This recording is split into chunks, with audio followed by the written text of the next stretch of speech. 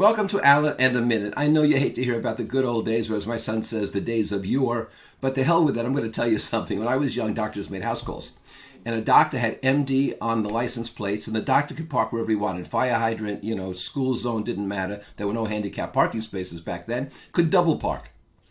Would go inside, treat people in their homes, and they would charge about $6. If you wanted to go to the doctor's office, the doctor had an office open, which is usually the ground floor of the house that he lived in, and it was usually a he. And the office hours might be something like 4 to 7. It was after the doctor had driven around making house calls and also gone to the hospital to make rounds. And you would wait, first come, first serve. The doctor would have a nurse, and that would be about $6, $2, maybe $8.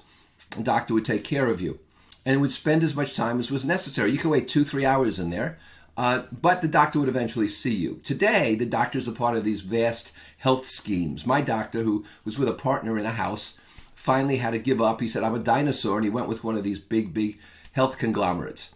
And he's still a great doctor, and I still get good care. But the trouble is, he's actually evaluated on how many patients he sees per hour or per half hour or per minute or whatever it is. And there's a rush.